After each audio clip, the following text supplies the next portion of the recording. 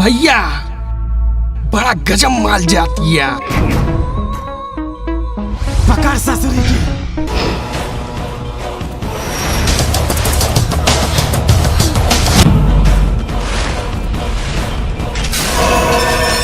छोड़ दे करा के और दफा हो जो।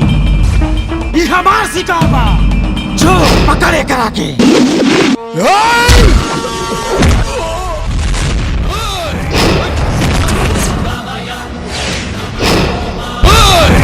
कौन है जोन हमरे आदमी के मारत बने? शंकर नाम है हमार, तोरे जैसन भड़ुअन के पीटल काम है हमार।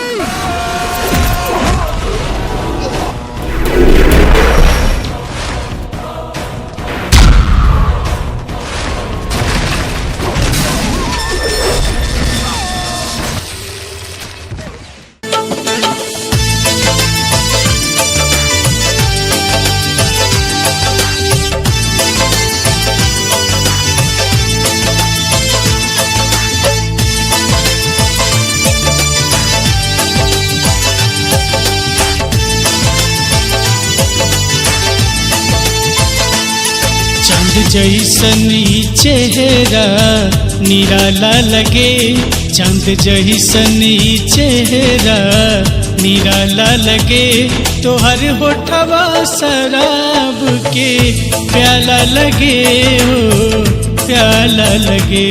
चांद जैसन चेहरा निराला लगे, तोहर होठवा शराब के प्याला लगे हो प्याला लगे।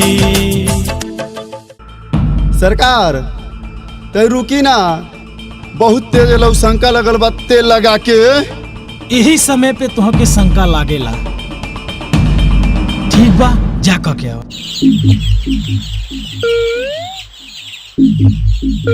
ये तो उहा हवा तेल लगा के।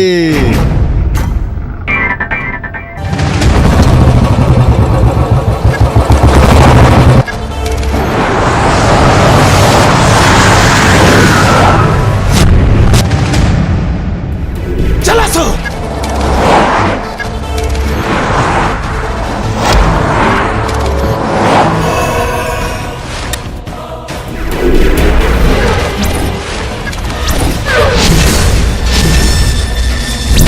तोरा का जरूरत रहल सरकार से पंगा लेवे के, तेल लगा के? बड़ा शौक बने तोरा अखबार छपने के, तो कल के डेट में तोर मौत के अखबार छपी। ठाकुर साहब हमरा के माफ को दी, अब हमरा से ऐसा गलती ना हुई। भैया देर मत करी, मार दी ससुरा के।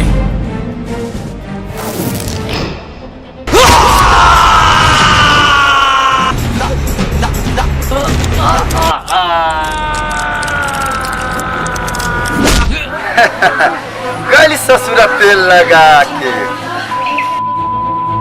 सुन लो गांव वाले लोग, जे हमनी खिलाफ गवाही दई उनकर अंजामिया होई।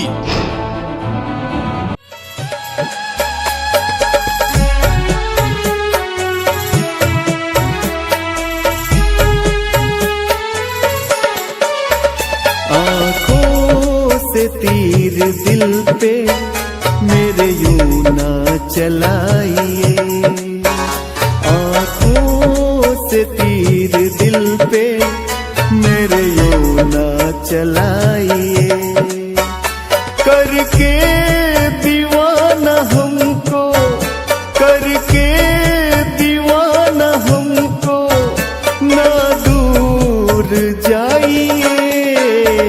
आँखों से तीर दिल पे मेरे यूं ना चलाइए।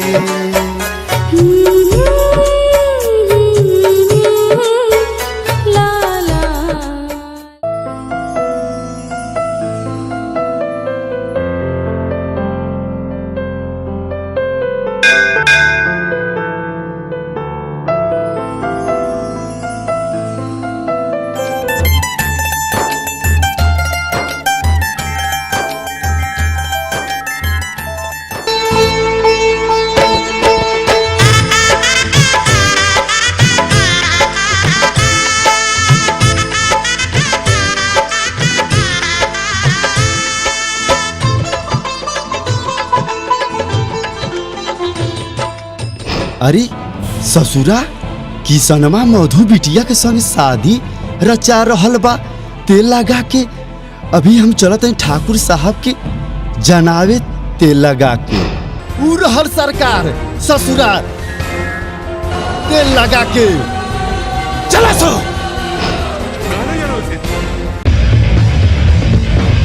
आज शादी ना, ये कर बर्बादी होई। का ताकत वाला सोन मार दो ससुरा के जान से। चला सो।